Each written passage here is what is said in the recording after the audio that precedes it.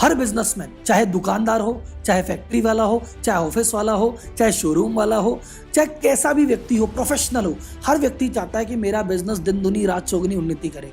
पर बढ़े तो बढ़े कैसे, ये भाई को समझ ही नहीं आ रहा। और किस डायरेक्शन में बढ़ूं, क्या तरीका लगाऊं, क्या स्ट्रेटजी लगाऊं, ये बिल्कुल समझ ही नहीं आ रहा। तो आज मैं आपको बिल्कुल देसी और शुद्ध भाषा में एक बहुत बड़ा टेक्निकल कॉन्सेप्ट बताने वाला हूं कि बिजनेस कैसे बढ़ाया जाता है और बिजनेस को बढ़ाने की दिशा में क्या क्या कदम उठाए जाते हैं। और हर व्यक्ति, चाहे वो एक गली का छोटा व्यापारी हो, चाहे वो सबसे बड़ा व्यापारी अंबानी हो, चाहे विश्व का सबसे बड़ा व्यापारी एलन मस्क हो, इन्हीं 4 तरीकों में से एक तरीका अपनाता है। इन 4 तरीकों के अंदर 4000 तरीके हो सकते हैं, पर मेजर तरीके 4 ही रहेंगे। तो क्या है 4 तरीके, इस वीडियो में डिटेल में जानते हैं। जैसे जैसे वीडियो आगे बढ़ता जाएगा और इंटरेस्टिंग होता जाएगा, तो एकदम अंत तक बने रहें और ध्यान से देखें।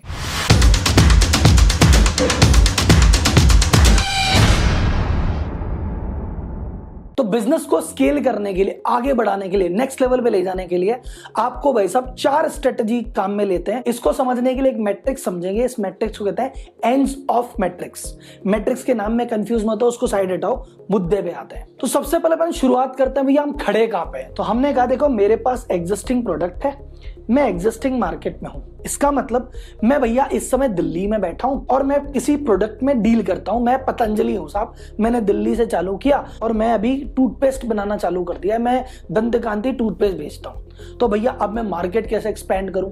तो पहला ऑप्शन है, सबसे आसान और सबसे शुरुआती, यही है कि तुम एक काम करो, तुम मार्केट को पेनिट्रेट करो। सर मार्केट पेनिट्रेट का मतलब भैया उसको ड्रिल करना, उसके और अंदर घुसना।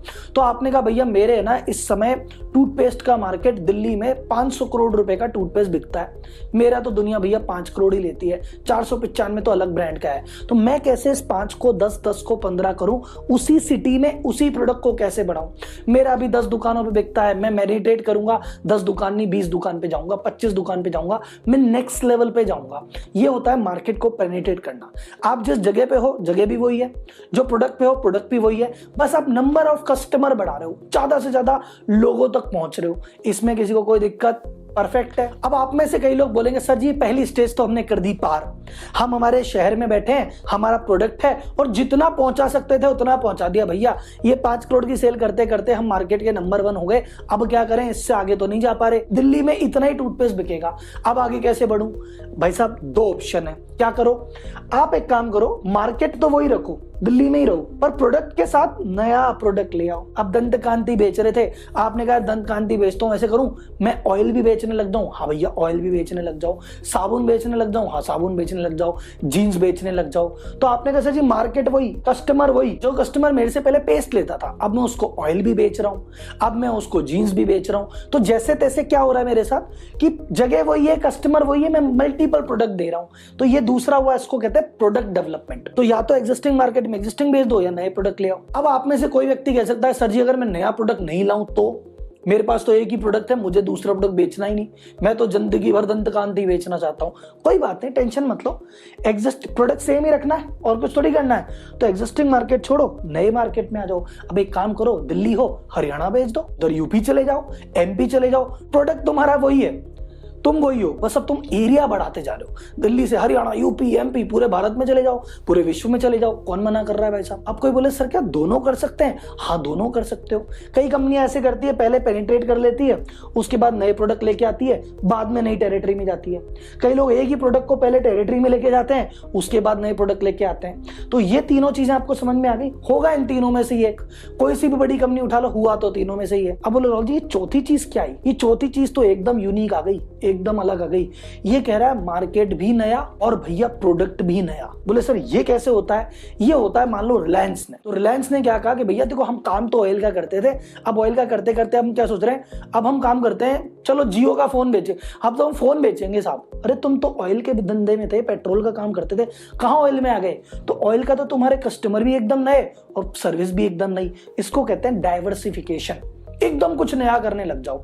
इसका करने का फायदा भी है। कुछ बड़े कंपनियां देखो, टाटा सॉल्ट टू सॉफ्टवेयर, नमक भी बेच रहे हैं कि हम तनिष्क के तो ज्वेलरी भी बेच रहे हैं, हम टाइटन बोल के घड़ी भी बेच रहे हैं। वो टाटा नाम इतना सॉलिड है, वो हर प्रोडक्ट में घुस गए। तो कई बार डाइवर्सिफिकेशन सफल होता है, कई बार डाइवर्सिफिकेशन फेल होता है। क्योंकि मान लो वो तो रिलायंस बहुत बड़ा नाम था, कल को रिलायंस नया मोबाइल लॉन्च करे, आप बोलो यार ये ऑयल बेचने वाले से थोड़ी मोबाइल लेंगे, जा नहीं लेना। तो कई बार डाइवर्सिफिकेशन बैकफायर भी कर जाता है। तो वो आपको लगता है कि मैं एक नया लाइन में जा सकता हूं, कॉन्फिडेंट हो तो जाओ, नहीं तो ये तीनों स्ट्रेटजी इनफ है आपके 1 करोड़ के बिजनेस को 1000 करोड़ तक भी ले जाने के लिए। तो ये तो थी एंड्स ऑफ मैट्रिक्स। अब इसके बहुत तरीके हैं, मार्केट पेनिट्रेशन के 1000 तरीके हैं, प्रोडक्ट डेवलपमेंट के 1000 तरीके, मार्केट डेवलपमेंट के 1000 तरीके, उस पर अपन आगे जाके कभी चर्चा करेंगे, लेकिन बात हमेशा इनके बीच में ही रह जाएगी। आपको ये समझ में आया, अच्छा लगा तो भैया कमेंट बॉक्स में अप्रिशिएट करो।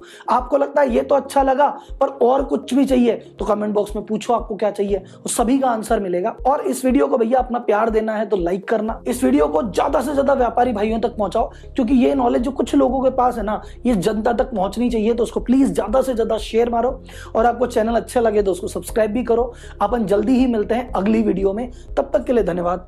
जय हिंद।